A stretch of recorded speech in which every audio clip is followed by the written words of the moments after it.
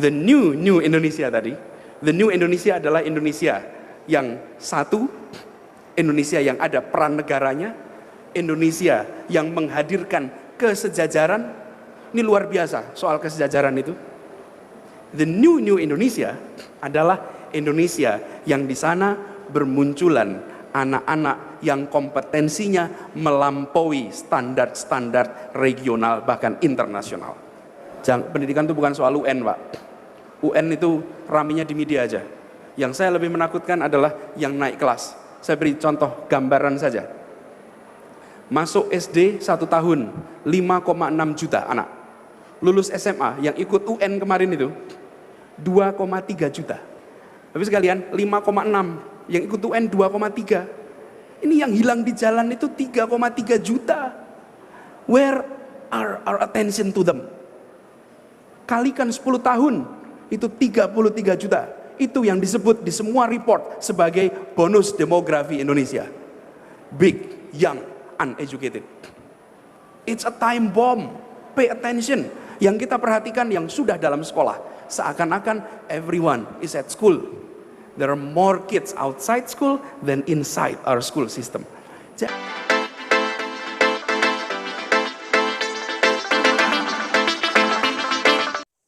Assalamualaikum warahmatullahi wabarakatuh. Anies Baswedan sudah dipastikan tidak bisa lagi maju sebagai calon gubernur di DKI Jakarta atau DKJ ataupun di daerah-daerah lain di Indonesia. Namun Pak Anies dengan kecerdasannya, dengan wawasannya yang luas, selalu punya ide-ide yang bisa kita banggakan. Sejak dulu kita kenal, kita mengetahui pemikiran-pemikiran visi misinya selalu melampaui zamannya. Berikut ini salah satunya memaparkan The New Indonesia. Izinkan saya untuk menginterpretasikan. Judul ini diberikan oleh Pak Hermawan. The New Indonesia. It's not my inventions, it's his inventions. And I keep wondering, what does it mean? The new Indonesia. Jadi new-nya itu double, Pak. Only him understand what is meant by that statement. But allow me to interpret. Saya mencoba menginterpretasikan apa sebenarnya Indonesia baru. Saya ingin menggarisbawahi barunya di sini bukan semata-mata soal usia, tapi barunya di sini adalah soal gagasan. Indonesia yang baru, Indonesia yang berbeda dengan kemarin. Apa catatan penting di situ? Bapak Ibu sekalian, dunia hari ini bukan hanya kita. The world is entering a new era. Memasuki era baru di mana bahasa utama interaksi dalam berbagai institusi adalah meritokrasi. Meritokrasi is the new language. Bapak Ibu sekalian, ke depan orang tidak lihat apakah Anda orang Indonesia, apakah orang Singapura atau orang Malaysia. Pertanyaannya bukan lagi latar belakang, pertanyaannya adalah latar depan.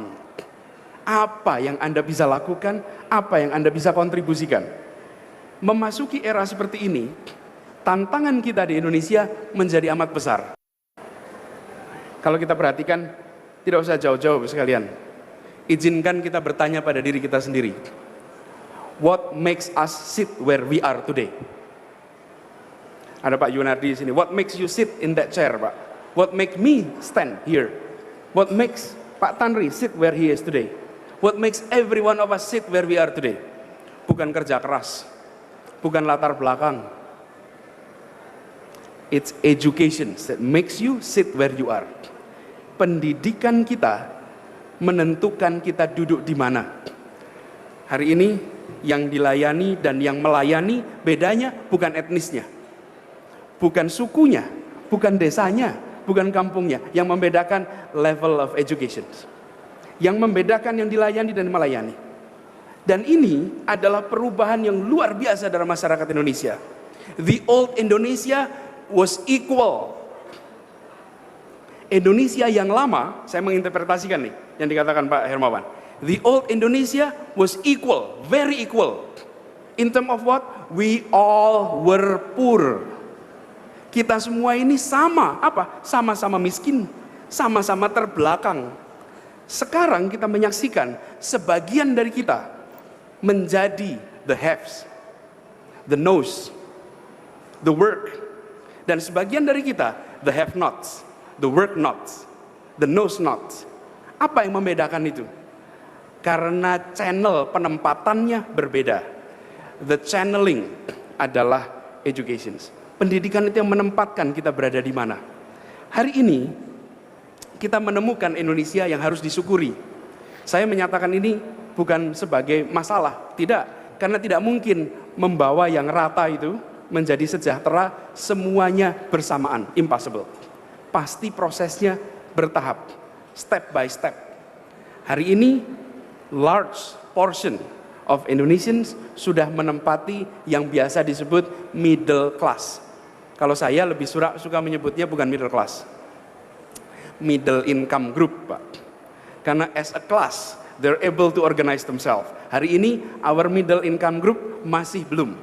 Tapi as a group, sudah ada. Ini satu sisi. Di sisi lain, masih begitu banyak yang di belakang. Bagaimana kita mengubah ini? Bagaimana kita mentransformasi ini? Di sini menurut kami, sudah saatnya kita semua mengubah cara pandang kita tentang eskalator tadi. Beberapa waktu yang lalu kita ada sebuah program mengundang para profesional untuk menjadi guru sehari. Salah satunya Mas Agung Kompas tadi, menjadi guru satu hari, dan begitu banyak karyawan-karyawan dari grup Gramedia Kompas ikut program ini. Apa yang ingin didorong Bapak sekalian hari ini? Kita sudah harus berhenti menganggap eskalator itu negara. Jadi kalau di sini ada youth and netizen, ini adalah instrumen besar yang harus dirangsang untuk memainkan peran. Kalau saja Indonesia baru yang terbentuk kemarin tidak memiliki fondasi yang hebat, kita tidak seperti sekarang. Ada fondasi luar biasa. Satu tadi saya katakan pendidikan, yang kedua adanya nation state yang mengakui kesejajaran. Indonesia dibangun oleh orang terdidik, begitu membangun sebuah nation state yang dilakukan apa? Samakan semua orang. Mereka berasal belakang dari aristokrasi, tapi mereka menghapuskan aristokrasi. Ada 138 kerajaan yang dihapus, diratakan. Kita hari ini merasakan manfaatnya. Kita hari ini mulai merasakan. Yang kedua adalah bahasa. Coba kita tidak punya satu bahasa, mengerikan sekali Pak. Mengerikan sekali. Kita take it for granted. Tapi tanpa itu, Indonesia baru yang kita ketahui sekarang itu will never exist. Uni Eropa hari ini terdiri dari 27 negara. Dan bahasa resmi Uni Eropa 23 negara, 23 bahasa. 23 official language of a 27 countries in a single union. Bayangkan jika republik ini bahasanya 4 saja. Sudah rumit. Kita beratus dan memilih satu. Itu adalah New Indonesia. Fondasi kesejajaran ditambah dengan perasaan kesatuan, lalu yang kita sama-sama ini ditransformasi lewat instrumen pendidikan. Nah sekarang kita menghadapi era baru yang tadi saya sebut sebagai istilah era berdasarkan meritokrasi. Nanti Bapak sekalian, kalau di private sector sudah terjadi. Siapa yang menjadi CEO bukan berdasarkan warna paspor, tapi berdasarkan kompetensi. It's not the color of your passport that determine your positions, tetapi it's your competence. Dan di sini, kalau kita tidak mengambil alih tanggung jawab, siapa kita itu? Civil society, non-government. Kita tidak mengambil alih tanggung jawab soal ini. We are waiting for a time bomb to explode. Allow me to give us a warning. Yes, this country move because there is hope. Kita ini bergerak karena ada harapan. Tapi hati-hati, kita juga harus bergerak karena ada ancaman. Apa ancaman itu? Bapak Ibu sekalian, yang dinaik kelaskan seperti kita sekarang ini, all of us here, because of education, kita sekarang menyiapkan generasi berikutnya, generasi penerusnya. Tadi kita mendengarkan Pak Hermawan Kertajaya bercerita how proud he is with the achievement of his daughter. Bukan sesuatu yang aneh, sesuatu yang dalam tanda kutip normal, tetapi mempesona karena she has accomplished something beyond her father. Dan itu artinya her father is a good teacher because he can make the daughter achieve better than the father. Guru yang baik itu menghasilkan murid yang lebih baik. Jadi kalau ada murid yang sama baiknya, berarti salah gurunya ini. Pertanyaannya Pak sekalian, beberapa waktu ini kita menyaksikan we can take care of ourselves. Kita semua yang berada di tempat ini, insya Allah sudah bisa mengurus diri sendiri. Kita nggak minta pemerintah. Kalau sakit, kita semua tidak ada yang ke puskesmas. Saya jamin, di tempat ini, no one of us di sini kalau sakit ke puskesmas. Kalaupun pergi ke RSCM, pasti eksekutif clinics, bukan ke regular clinics. Kalau ngirim anak sekolah, I guarantee you don't send your kids to an SD Impres. Guarantee Pak. Our welfare, we can take care of ourselves. Kenapa? Karena kita sudah naik tadi. Tetapi ada juta lain yang tidak bisa melakukan itu. Kalau kita tidak melakukan sesuatu, apa yang terjadi Bu sekalian? Kita dulu equal society, we all poor. By the way, tahun 45, 95% of Indonesians were illiterate. 95% penduduk Republik ini buta huruf. Saya membayangkan Pak, suruh pidato bisa, mengumpulkan massa sanggup, kasih bambu diruncingkan Pak, siap perang Pak. Tapi beri secari kertas, write down your name. Angkat tangan. That's seberapa terbelakang kita. Hari ini yang buta huruf tinggal 8%. Kita semua harus bangga. Tidak ada bangsa di dunia sebesar Indonesia bisa mengkonversi dari complete illiteracy menjadi complete literacy seperti Indonesia. Tidak banyak bangsa yang bisa melakukan seperti itu. And us, we did it. Hanya kita seringkali tidak percaya good news from Indonesia. We believe on bad news from Indonesia. Kalau ada bad news tentang Indonesia, yakin. Kalau good news, let's think it twice. Datanya kurang valid. Gitu. Tapi kenyataannya tidak. Ini contoh kasus. Artinya apa Bapak sekalian? Ada usaha serius dan membuat kelompok baru yang jumlahnya cukup besar. Tapi ini menghasilkan inequality yang tadi saya sebutkan. Inequality bukan karena dari dulunya unequal, bukan. Inequality karena gilirannya belum sampai pada semua. Nah kalau seperti ini terjadi, naik kelasnya belum pada semua, maka tanggung jawab menaikkan itu tidak boleh berhenti di tangan negara. Tapi harus kita semua ikut turun tangan. Mengapa tidak boleh berhenti di tangan negara? Yang membuat kita sejahtera itu semua negara kok. Yang membuat kita sekolah, negara. Yang memberikan izin tambang, izin untuk telekomunikasi, izin apapun, it comes from the state. Negara membantu menetapkan kita di mana. Sekarang tentu pasar ada peran yang amat besar. Sekarang saatnya bagi yang sudah dinaik kelaskan untuk turun tangan. It is now the time for the middle class of Indonesia untuk get their hands on. Untuk apa? Payback. Bukan donasi, bayar balik. It's a completely different concept. Kalau donasi itu karena saya memiliki, saya memberikan. Ini bayar balik, kenapa? Saya di sini karena saya diangkat oleh negara, karena ada state di dalam nation ini. There is a state in this nation. Without the presence of state in these nations, we are not where we are today. Let's pay back.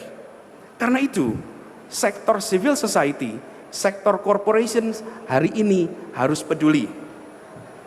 Ancamannya apa? Ini yang saya ingin sampaikan. Ancamannya adalah time bomb yang saya sebut tadi. Ini ada yang di atas, ada yang di bawah. Yang menaikkan ke atas namanya pendidikan. Hari ini education is expensive. Maksud saya quality education is expensive. Kalau didiamkan seperti sekarang saja, maka yang di bawah akan berputar di bawah, dan yang di atas akan berputar di atas. The new middle class of Indonesia in the future is coming from the existing middle class of Indonesia. Padahal middle class Indonesia hari ini datangnya dari waktu itu bukan lower class ya, waktu itu kita masih sejajar sama. Karenanya kalau kita tidak ingin ini time bomb, turun tangan, terlibat. Kita harus mulai membuat education sebagai movement. Saya kebetulan di universitas, tapi saya harus beri disclaimer, saya tidak punya sedikit pun background education, nggak punya. Saya belajarnya ekonomi, saya belajarnya public policy, tapi justru karena melihat itu, saya menyaksikan ini ada time bomb kalau kita tidak turun tangan sekarang. Orang boleh miskin, orang boleh jauh dari akses pada kesejahteraan, tapi bayangkan, ekonominya lemah, pekerjaannya sulit, pulang ke rumah yang panas, sumpek, menyaksikan anaknya tidur, sambil dia membayangkan anak ini akan mengalami seperti yang saya alami 30 tahun yang akan datang. Itu resep membuat collective frustration. Karena dia membayangkan anaknya tidak akan bisa lebih baik. Karenanya penting sekali Bapak sekalian untuk membawa mereka semua, saudara kita sendiri yang belum dapat giliran, naik. How do we do it? Make education a movement. Make education a movement, not a program. Hari ini we make education a program. Program run by who? By government. Apa sih konsekuensinya kalau itu program? Kalau itu program artinya ownership to problem is in the program management. Kalau movement, ownership to the problem is in all of us. We own the problem. Kenapa? Karena ini movement. Kalau itu program miliknya pemerintah. Saya sering bayangkan bila mempertahankan kemerdekaan dijadikan program Departemen Pertahanan. Oke? Tentara sekutu datang, lalu kita semua bilang, monggo bapak-bapak yang berada di Departemen Pertahanan, silahkan bertempur melawan sekutu. Semoga menang, kami mendoakan. Jika kalah nanti kami kritik. Tidak bisa. Turun tangan, ada perasaan ownership. If you fail, we fail. Hari ini tidak. If they fail, they fail. Bagian kita mengkritik. Bagian kita memuji, bayar pajak dan ikut pemungutan suara. That is not enough. Tambahkan komponen kelima, turun tangan, terlibat. Tidak cukup. Gimana caranya untuk terlibat? Tidak bisa keterlibatan itu dengan diwajibkan. Mewajibkan perusahaan, mewajibkan swasta. Begitu diwajibkan, lebih bangga kalau menghindar daripada menjalankan. Di mana-mana itu. Begitu diwajibkan, lebih senang kalau kita tidak bisa. Bapak sekalian, kita di sekeliling kita ini terlalu banyak masalah yang terkait dengan pendidikan. Terlalu banyak masalah. Kita saja di sini. Saya ketika masih SMA, ini cerita masih SMA, inspire dengan cerita Pak Tanri Abeng. Beliau waktu itu menjadi manajer 1 miliar di, nggak tahu 1 miliar benar waktu itu apa tidak, tapi ceritanya manajer 1 miliar. Saya bukan ingin jadi manajer 1 miliarnya. Saya kemudian baca ketika muda, ketika SMA mengikuti program pertukaran pelajar. Dan kemudian apa yang terjadi? Saya ingin bisa ikut program itu. Mudah-mudahan satu saat nanti saya bisa memiliki perjalanan yang lebih baik. Apa sih? Inspirations is the one we can offer. Inspirasi itu yang kita bisa berikan. Dan saya ingin sampaikan untuk pendidikan, donasi terbesar bukan uang, bukan buku. Donasi terbesar adalah kehadiran kita. The presence, hadirnya kita adalah donasi terbesar.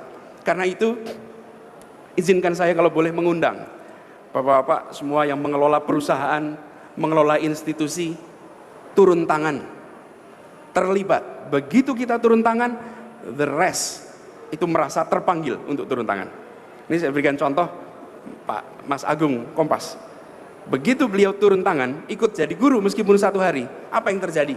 Semua merasa kalau beliau saja mau turun tangan, what can I do? Meskipun hanya 1 hari. Bapak Ibu sekalian, begitu kita melihat ke sana, ini cerita betulan. Kalau Bapak Ibu datang ke sekolah-sekolah di dekat-dekat sini, gak usah jauh-jauh, di dekat-dekat sini saja, akan ketemu dengan sekolah yang persis sekolah kita 30-40 tahun yang lalu. Gak berubah. Sama persis. Dan yang menarik lagi adalah, begitu berada di tempat itu, tanyakan cita-cita anak-anak kita. Cita-citanya, kebanyakan anak-anak itu ingin cita-cita yang profesinya berseragam. Kalau berseragam itu bagus. Satpol PP, supir Bluebird, karena berseragam looks good. Tidak ada masalah dengan profesi itu semua. Tidak ada masalah profesi itu semua. Yang jadi masalah adalah cita-cita seseorang adalah cermin pengetahuannya. Begitu Anda datang di tempat-tempat itu memberikan inspirasi, mereka akan punya cita-cita yang lebih. Jadi Bapak sekalian, saya ingin mengundang, mari kita turun tangan dan mencoba kreatif. Ada sebuah perusahaan yang melakukan program turun tangan seperti ini dengan membuat CSR. Tapi besarnya CSR tidak ditentukan oleh CEO-nya. Dia tentukan lewat apa? Jam mengajar employee-nya. Jika employee saya mengajar sekian ratus jam, itu dikonversi dalam bentuk CSR perusahaannya. Perusahaannya ditentukan oleh turun tangannya semua orang. Jadi kalau ingin perusahaan ini lebih banyak mendukung, maka turun tangan. Bapak Ibu sekalian, yang jadi concern kita sekarang, begitu kita turun tangan, kita membantu membereskan persoalan naik kelas tadi. Terbuka. Kalau anak-anak kita memiliki masa depan yang cerah, memiliki peluang, insya Allah Indonesia lebih baik. Beberapa tahun ini kita ketemu dengan novel yang jadi buku, Laskar Pelangi, 5 Negeri 5 Menara, dan baru-baru ini 9 Summers 10 Autumn, Iwan Setiawan. Semua ceritanya dari bawah sampai puncak, dari bawah naik ke atas. Ini mengirimkan seed of hopes. Tapi karena kasusnya unik sekali, maka dia menjadi sesuatu yang bisa digandakan. Yang sekarang kita harus lakukan bukan membuat kasus-kasus seperti ini terbuka saja, tetapi terlibat untuk membawa itu naik ke atas. Jika anak-anak kita memiliki kompetensi yang baik karena mereka terdidik, maka kita masuk di era meritokrasi ini dengan penuh percaya diri. Dengan penuh percaya diri. Hari ini kalau kita masuk era meritokrasi agak tumbang. Menurut McKinsey diperlukan 300 world class business leaders di tahun 2018. Dan hari ini baru ada 100 world class business leaders di Indonesia. Untuk seluruh sektor diperlukan 33.000. Untuk universitas, rumah sakit, mall, televisi, radio, media massa, yang ada baru 10.000. Sisanya akan datang dengan paspor yang warnanya tidak hijau. Pada saat itu akan muncul ekspresi nasionalisme sempit. Hari ini sudah sering muncul ekspresi regionalisme sempit. Kalau ada pemilihan sesuatu lalu bicara harus putra daerah. Ini mau menentukan direksi misalnya di sebuah perusahaan di daerah tertentu harus putra daerah. Begitu ada yang mengatakan harus putra daerah, maka itu adalah ekspresi paling santun atas kenyataan bahwa kami tak mampu. Mengekspresikannya sopan, harus putra daerah. Sebetulnya cuma bilang saya nggak mampu, karena itu harus putra daerah. Ke depan kita akan menyaksikan seperti itu. Harus bumi putra, harus Indonesia. Bukan karena nasionalisme, karena kita kalau diukur pakai standar objektif kalah. Kekalahan paling menyakitkan. Dan Bapak sekalian, kalau kalah karena latar belakang tidak sakit. Misalnya mau jadi gubernur Jakarta, tapi syaratnya adalah tempat tanggal lahir Jakarta. Ya sudah, mau bilang apa lagi? Ibu saya memilih tidak melahirkan saya di Jakarta. Mau bilang apa? It doesn't hurt. Tapi jika Anda mau mengambil sebuah posisi dan gagal karena ukuran objektif, that hurts. Itu sakit. Kenapa? Karena kita tidak melakukan persiapannya. The failure is ours. Kegagalan itu milik kita, bukan milik yang lain. Di era meritokrasi seperti ini, tidak ada tempat bagi kita untuk melupakan kompetensi anak-anak kita. Harus fokusnya di situ. Ini Bapak sekalian harus menjadi kesadaran kita semua, sehingga kita mau terlibat, turun tangan. Dan saya membayangkan the new Indonesia tadi, the new Indonesia adalah Indonesia yang satu, Indonesia yang ada peran negaranya, Indonesia yang menghadirkan kesejajaran. Ini luar biasa soal kesejajaran itu. The new Indonesia adalah Indonesia yang di sana bermunculan anak-anak yang kompetensinya melampaui standar-standar regional bahkan internasional. Di situ anak-anak kita yang buat kita ini bangga. Kalau melihat anak-anak Indonesia berhasil, pengumumannya bukan di Jakarta, pengumumannya bukan di Bandung, pengumumannya ada di kota-kota besar dunia. Dan siapa yang bermunculan? Anak-anak yang namanya Indonesia. Ini yang harus kita siapkan di semua sektor. Saya tidak hanya membayangkan di sektor bisnis, saya malah membayangkan mudah-mudahan di sektor sepak bola kita ada. It's a number one promoter of the country. Bayangkan jika BP itu menjadi pemain di Liga Spanyol. Wih, Indonesia itu dahsyat posisinya. We are represented there. Hari ini belum. Kita sudah terkenal, tapi baru domestik. Saya membayangkan the new Indonesia, dan itu artinya pay attention on education. Berikan perhatian yang cukup pada pendidikan, dan harus diperhatikan. Pendidikan itu bukan soal UN, Pak. UN itu raminya di media aja. Yang saya lebih menakutkan adalah yang naik kelas. Saya beri contoh gambaran saja. Masuk SD 1 tahun, 5,6 juta anak. Lulus SMA yang ikut UN kemarin itu, 2,3 juta. Tapi sekalian, 5,6. Yang ikut UN 2,3. Ini yang hilang di jalan itu 3,3 juta. Where are our attention to them? Kalikan 10 tahun, itu 3 report sebagai bonus demografi Indonesia. Big, young, uneducated. It's a time bomb. Pay attention. Yang kita perhatikan yang sudah dalam sekolah, seakan-akan everyone is at school. There are more kids outside school than inside our school system. Jadi, New Indonesia adalah Indonesia yang membawa mereka naik ke atas. New Indonesia yang peduli. Dan New Indonesia, saya membayangkan, adalah kelompok kelas menengah yang bergerak.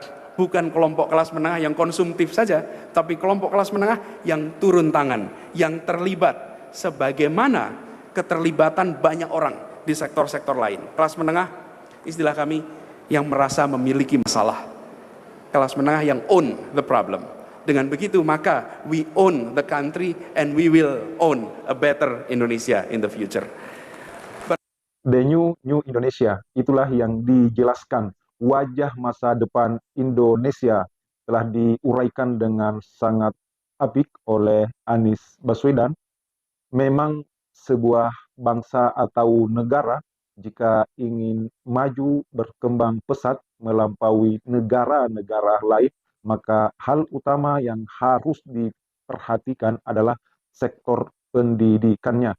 Karena dari pendidikan itulah lahir generasi-generasi bangsa yang terbaik yang nantinya akan menduduki, akan memangku posisi di berbagai sektor kehidupan di negara tersebut. Bahkan sejak dulu, kunci utama sebuah bangsa untuk bangkit selalu didrive oleh 2 hal utama. Yang pertama adalah ilmu pengetahuan, yang kedua adalah teknologi. Dan kunci semua itu berada di kata pendidikan. Wajah masa depan Indonesia, gagasan Pak Anies, ide-idenya, visi misinya selalu melampaui lipatan zamannya, sehingga sangat relevan dan terbukti apa yang disampaikannya itu, bahwa persaingan hari ini tidak lagi ditentukan asal mana, tidak lagi ditentukan siapa latar belakang keluarga dan daerah kita, tapi sangat ditentukan oleh kompetensi, kemampuan kita untuk beradaptasi, kemampuan kita untuk menciptakan, berkreasi, berinovasi untuk membuat kehidupan ini jauh lebih baik.